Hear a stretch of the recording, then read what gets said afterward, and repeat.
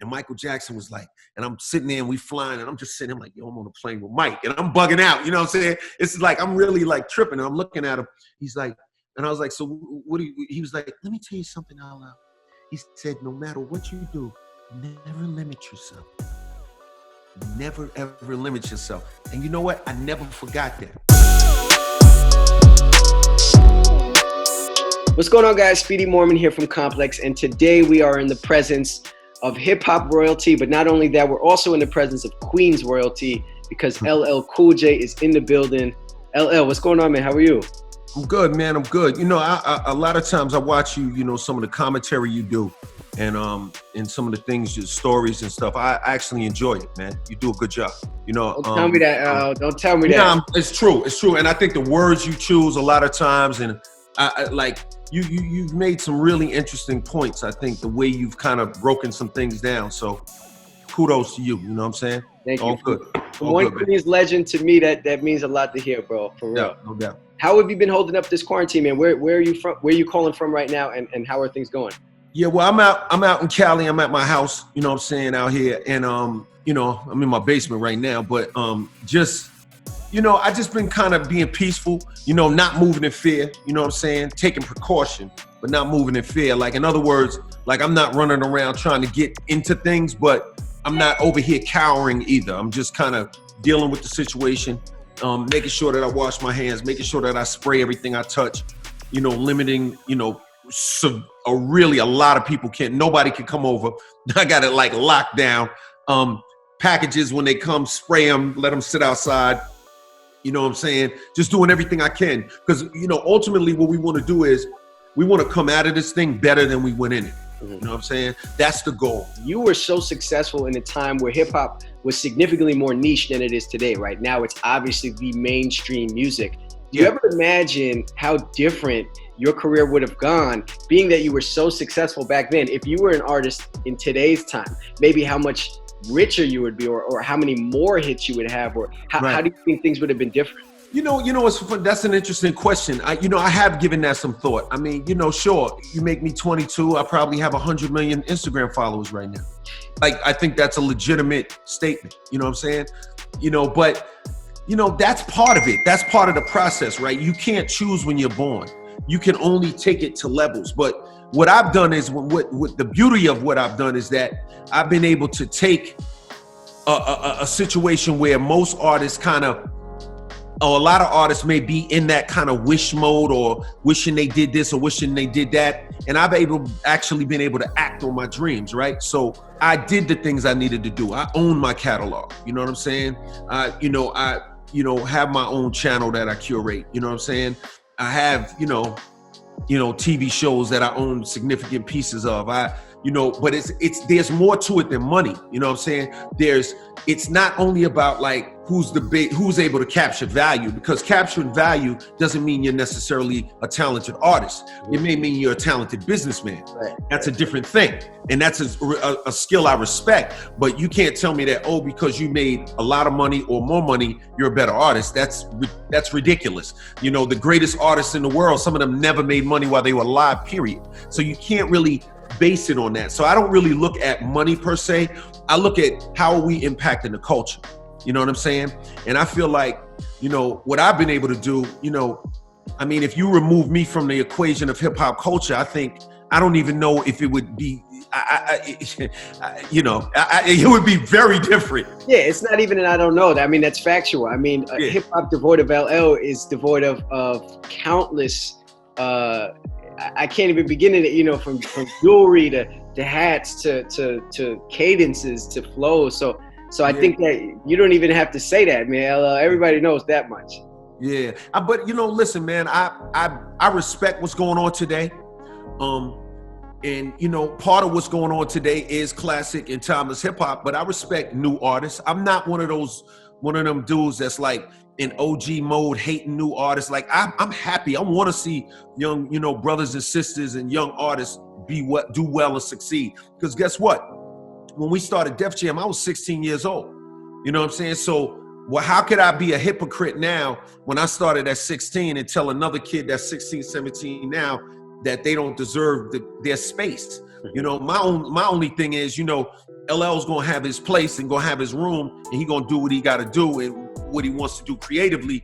And I'm not gonna be pigeonholed, like I can't talk to my fans. But that being said, I welcome and bridge the gap of, you know, all these young artists. I love seeing them do their thing. It seems like, especially rappers or hip hop artists at large, from the OG era, right?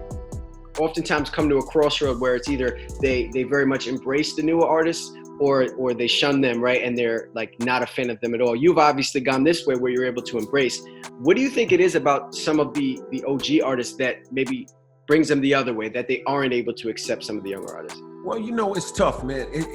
You know, it's tough. They, you know, people like what they like, you know, and they there's a saying that, you know, you could tell the most about a man by what the world was like when he was 20 years old. You know what I'm saying? So a lot of times people, you know, they like the world the way they like it, and they see things the way they see it. And then you have a lot of different reasons, right? You have people that, like you talked about earlier, maybe they feel like they should have more money in their pocket.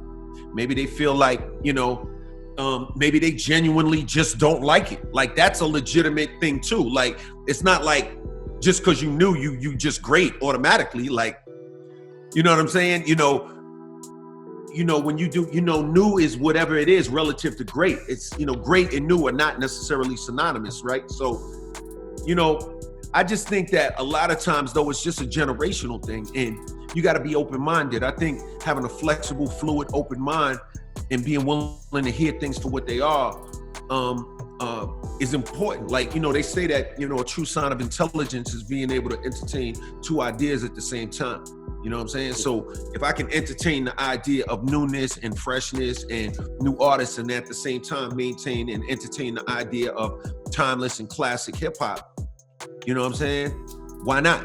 You know what I'm saying? I'm able to do that. I can process it. So I can't really speak for those guys, but what I can say is that I think they should definitely give the shorty some love and let them do their thing. And, you know, if you like some, you like it. I don't like everything. There's a couple of them cough syrup records that drive me bananas. You know what I'm saying? I ain't listening to that shit.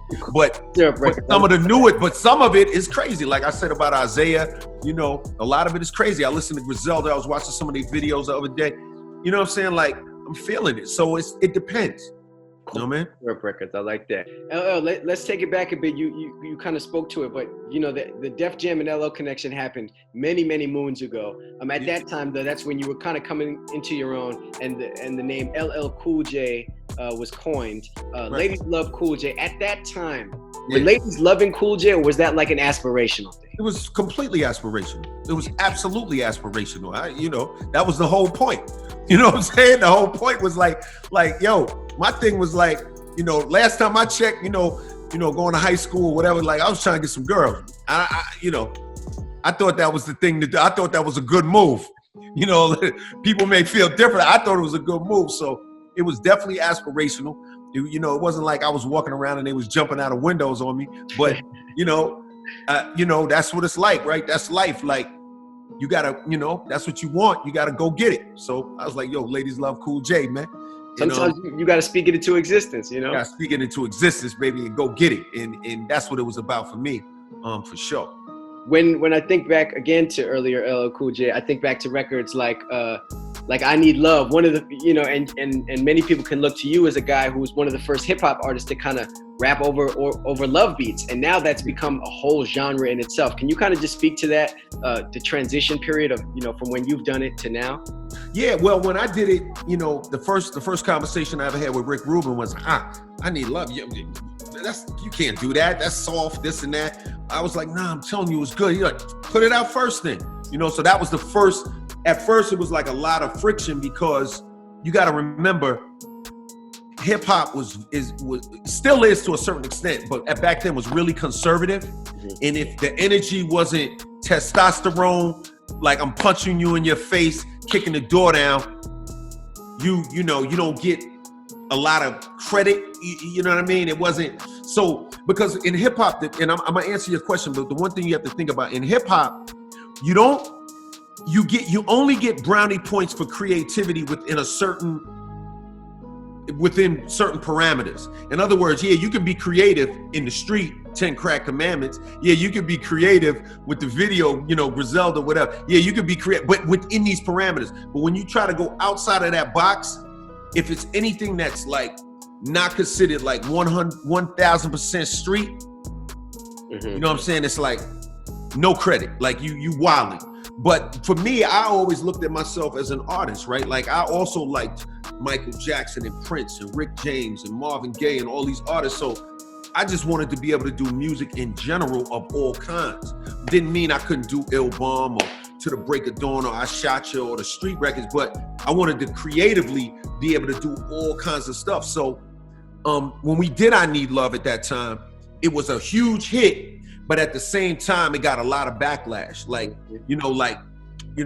I did a concert in London and they was booing just because I did I Need Love. Like they didn't even understand this idea at that time that hip hop could go there.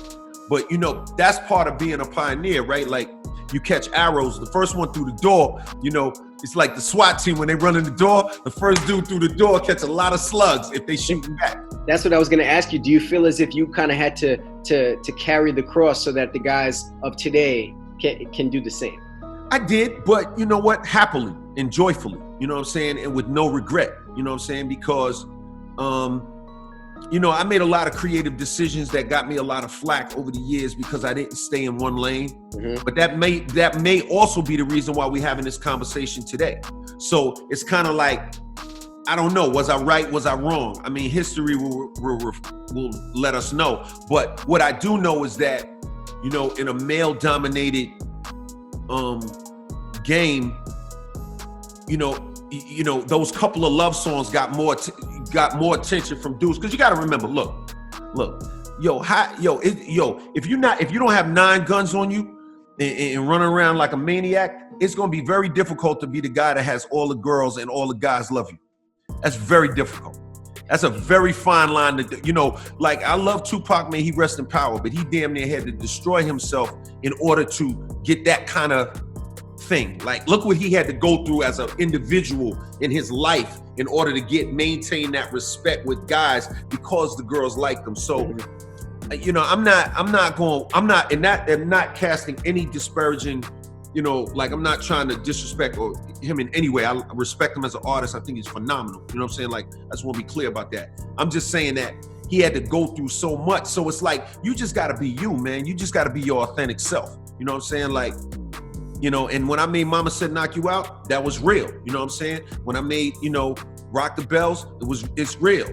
But, you know, at the same time, when I made Loungin', it was real. And at the same time, when I made I Need Love, it was real. When I made Around the Way Girl, when I made Doing It, it was real. When I made, you know what I'm saying? Like, I could go on and on and on. Like, these are real things that I did. So I feel good about it. I'm very grateful, very thankful.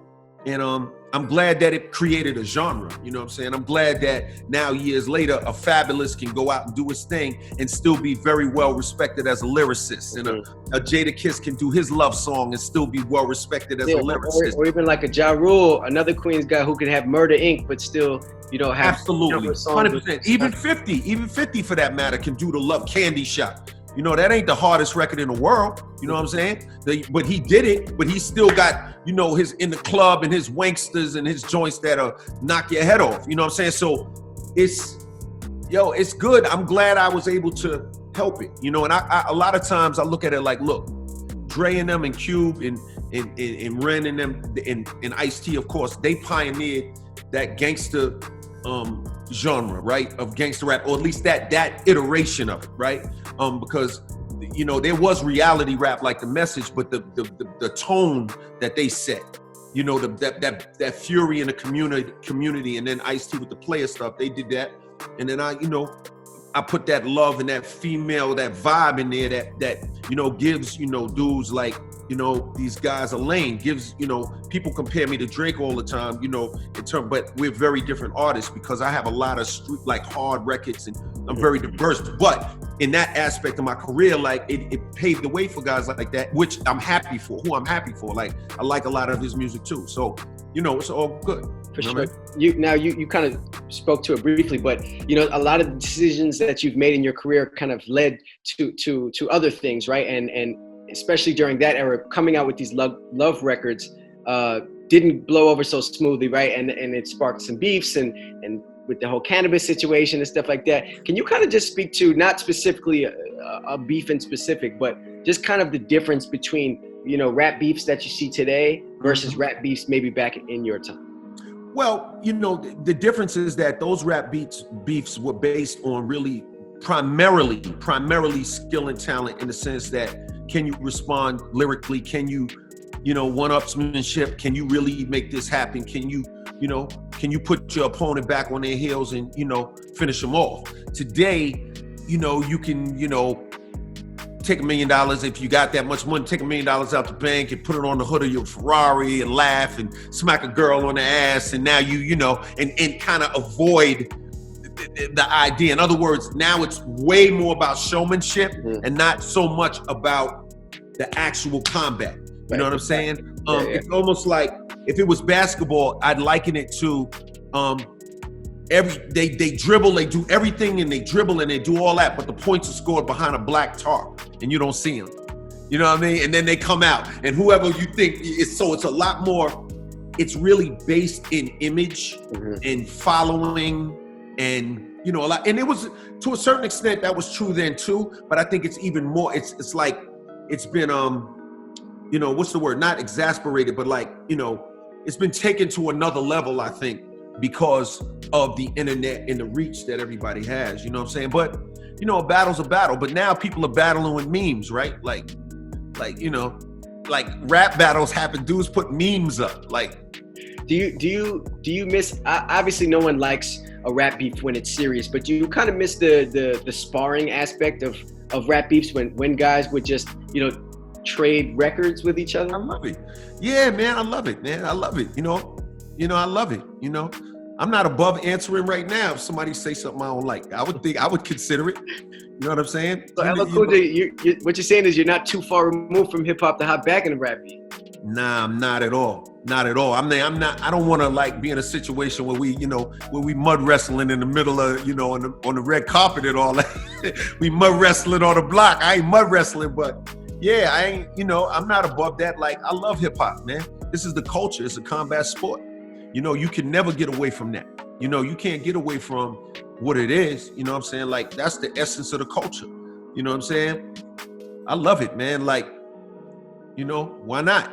You know what I'm saying? If it makes sense, I'm not going to just be out here in some tomfoolery. You know what I mean? It's safe to say that a lot of hip hop consider you to be one of, if not the most influential artists in our culture. When you hear people say that, those words about you, LL Cool J, what does that mean?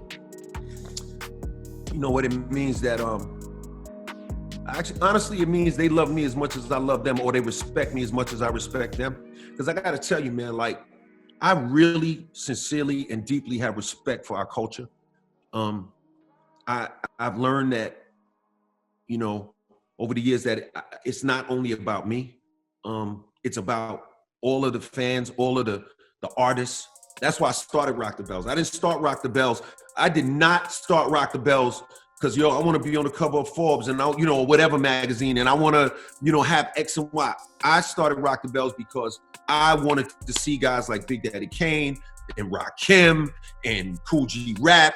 I wanted to see them put on the pedestal the way Bob Dylan is put on a pedestal, and the way Mick Jagger is put on a pedestal, and the way the rest. So I wanted to see that. That's what I wanted to see. I wanted to see Chuck D respected. I wanted to see these guys respected. So when I hear that, it just makes me feel good, man. It means that I'm serving my purpose. You know what I'm saying? Like, sincerely, like, I really believe, that I was put on the planet for this. Like, this is who I am. This is what I do. Like, it's in every ounce of my being. It's in every molecule. Like, you can't, it's no other. It's it. Made man to the fullest. Like, you know what I mean? Like, I'm all the way in. Like, I'm all in. You know what I'm saying? With this hip hop thing. Like, it's no way around it. And yeah, of course I do the TV shows. And yes, they see me with the bow tie and I'm at the Grammys. And yeah, I do all that. Absolutely. Because I don't see any reason to limit myself. That's some good advice I got from Michael Jackson one time when we was on a plane and we was flying. We was on a private plane. It was crazy. It was Michael Jackson. It was Michael Milken and Quincy Jones. And Michael Jackson was like, and I'm sitting there and we flying and I'm just sitting, I'm like, yo, I'm on a plane with Mike. And I'm bugging out, you know what I'm saying? It's like, I'm really like tripping and I'm looking at him. He's like, and I was like, so what do you, he was like, let me tell you something out loud. He said, no matter what you do, never limit yourself. Never, ever limit yourself. And you know what? I never forgot that. You know what I'm saying? And this is around the time when a lot of people don't know, like, he named his album Bad because of me. You know what I'm saying? Because I had I'm Bad. And he was like, I like that, Bad. Yo, and him and Quincy Jones went and did the Bad album. And originally, just a little tidbit, it was supposed to be a duet between him and Prince. I'm Bad. The Bad record was supposed to be a duet between him and Prince, but Prince was like, you know what I'm saying? He didn't really want to do it. But that, so it's crazy when I think about where life is going. You know what I'm saying? How did you end up on a plane with Michael Jackson? You know what it is that at the time, you know, me and Quincy Jones, you know, at that time, me and his daughter were dating, and you know, me and him became real good friends. You know what I'm saying? And we hung out and we would do different things. And then Quincy Jones, obviously, and Michael Jackson, and then LL Cool J just kind of. Yeah. We was hanging out. I would hang out with him with lots of people though, like Marlon Brando. You know what I'm saying? I'd come in and, you know, he'd be talking to Marlon Brando, or like we go to Vegas and I'd be talking to Frank Sinatra. You know what I'm saying? Like you know, me and Quincy Jones and Frank Sinatra be like, yo, Al, we walk in his dressing room. We were walking towards his dressing room, and Frank Sinatra looks at me. He's like, stick with me, baby. I'm the guy you came to the dance with, right? And then we walking, and then we get backstage in the the dressing room, and Frank Sinatra looks at Quincy. He says, hey, Quincy, you have any problems, you call me. I'll call LL. He'll break somebody's legs for you. You know what I'm saying? Like, yo, it was crazy, man. Like, I seen a lot of crazy stuff. You know what I'm saying? Like, I've seen unbelievable moments. Like, I saw like Muhammad Ali slap boxing Berry Gordy. You know what I'm saying?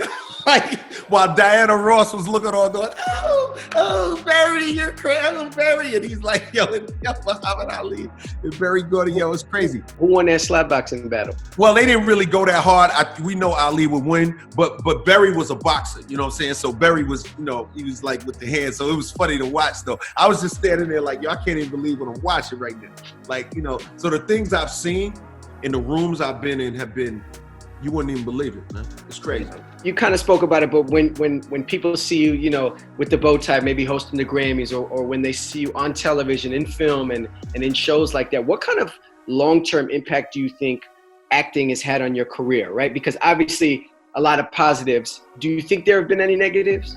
Well, the one negative that I could think of that would probably people would assume is that you're somehow disconnected and you can't relate to real people. Because you got to remember, depending on your age, I've been famous since you was born.